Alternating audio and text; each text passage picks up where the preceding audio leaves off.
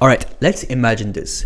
You're about to make the biggest decision of your life. You're choosing the person you might spend the next 50 years with. Now imagine that instead of dating or swiping, you sit down with your family and make that decision using photos and bios. For many people, that sounds unsettling. For others, it sounds irrational. And yet, the structured process is what we call arranged marriages. My name is Muni, and in this video, we're gonna examine arranged marriages from a psychological, cultural, and relationship science perspective. Arranged marriages are often associated with South Asian cultures, and yet, they're not limited to just one region. Variations of this system exist across Africa, Middle East, Southeast Asia, but here's when it gets interesting. Take a look at the divorce rate of arranged marriages, a whopping 6% divorce rate worldwide. So what's going on here? At first glance, the conclusion seems tempting.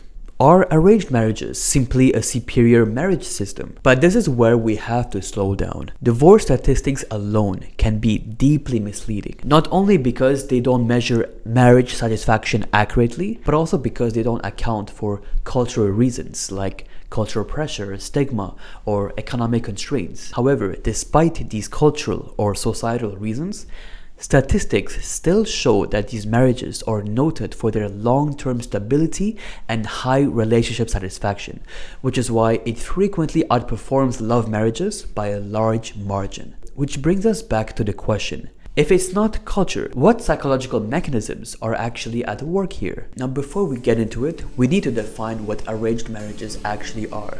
A huge misconception is how society views the subject, as they often associate arranged marriages to forced marriages or child marriages. But in reality, none of these things are to be confused with one another. Forced marriages is just as the name implies. It's a union where one or both individuals do not give clear or voluntary consent to the marriage. Right? So it's quite self-explanatory. Choice is removed, agency is reduced. This practice existed for thousands of years and unfortunately still exists to this day in some places. Now, modern arranged marriages work differently. Both individuals are active participants in the decision. So how it works is that the family introduces the two people, they meet, they talk, and they assess compatibility through numerous courting processes. And at every stage, either person can walk away. So in a way, it's kind of like a blind date set by your own family. And the family usually chooses brides and grooms based on several factors, such as income level, values, life goals, culture,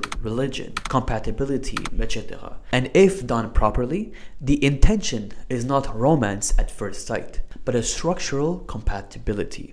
Which raises a deeper question.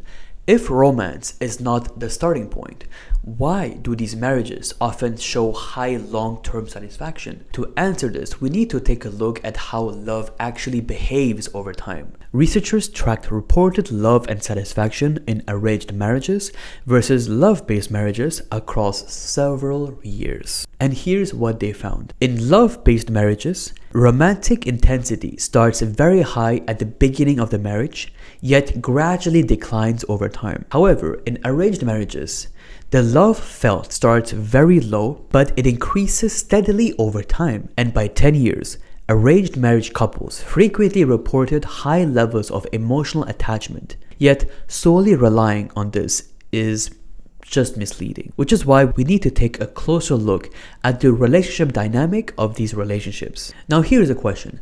Should you take marriages more as a romantic partnership or a business partnership? Arranged marriage advocates have a clear answer to this. Structure first, feelings second.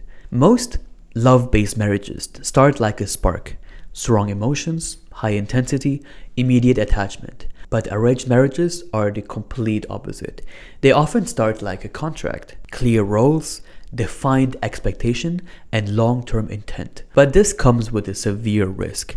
Commitment before intimacy means that you are gambling compatibility. No photo or resume can ever predict if you're going to be compatible. No profile reveals temperament under pressure. No checklist guarantees chemistry. And when mismatches or fights surface later, the relationship demands far more effort to survive. And when effort becomes obligation, the relationship can turn transactional. And that's the trade-off. Now let's shift lenses. Imagine standing in front of a wall of 10,000 doors and you're overwhelmed of which door to choose. And in a lot of ways, this is the main problem in modern dating. With every swipe, you wonder if someone better might be one tap away. Psychologists call this the paradox of choice. The more options we have, the less satisfied we are with any single choice. And interestingly, arranged marriage systems tend to completely remove that. The pool is smaller and the decision is deliberate. This doesn't guarantee happiness, but it reduces second guessing by a large margin. When people have fewer choices, people invest more fully in what they have right now. Now, the other problem with other modern couples is that one person has so much expectations to be filled. Your partner is supposed to be your best friend, your lover, co-parent, therapist, soulmate, all at once. And that's a heavy load to bear for all in one person. Which is why in a lot of these cultures where arranged marriages are important, families also happen to play a significant role in the marriages. And since family members are very close with the couple, they help out filling out the roles that the partner struggles to take. Arranged marriage culture often emphasizes on one principle. Love is something you practice, not something you wait for. It's a choice, not a feeling. They know that affection is built intentionally through action, care, and repair. And this changes how conflict is handled in the first place. Arguments aren't a proof of failure, they're problems to solve. At this point, a reasonable question comes up. Can we extract what works in arranged marriages and implement it to love-based marriages?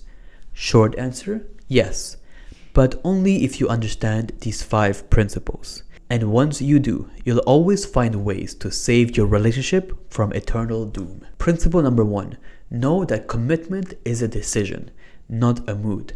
Couples should approach marriages as a serious commitment beyond just the thrill of romance. This means making a conscious decision to invest in the partnership long term. Love married couples can emulate arranged couples by prioritizing the marriage over multiple values. Yes, even making it more important than the children. Principle number 2, have a clear criteria.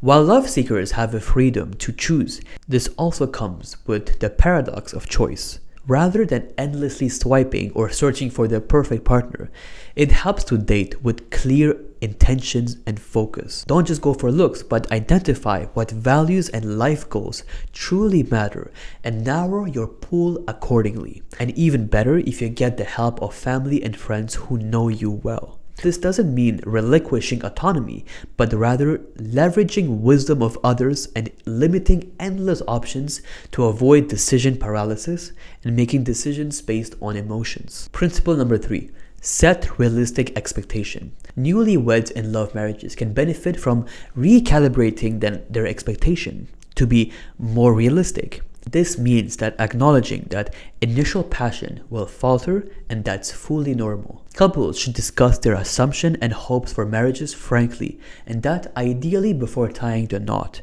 This could also mean involving in premarital counseling, reading relationship books, or talking to other long married couples to know what they do. Principle number 4, foster family and social support. Research consistently finds that couples are stronger when they have a support network. This can create a sense that your marriage is bigger than just the two of you, providing an extra motivation to persevere. The key is to not isolate your marriage. And principle number 5, deliberately build love and friendship. One of the most powerful lessons from arranged marriages is that love is something that you cultivate. As Epstein's research highlights, there are concrete exercises and behaviors that increases closeness and affection. Love-based marriages can borrow this approach by regularly engaging in activities that bond them, like communication, shared activities, taking a trip somewhere, etc. Now in summary, both of these systems have huge pros and cons. However, love-based marriages can greatly benefit from the wisdom of arranged marriages. This is done by emphasizing commitment, thoughtful partner selection, realistic outlook, family support, and intentional love building. The fairy tale ideal of effortless happily ever after may be a myth, But the success of many arranged marriages shows that happiness is attainable when love is treated as a journey to be cultivated, not a feeling to be discovered.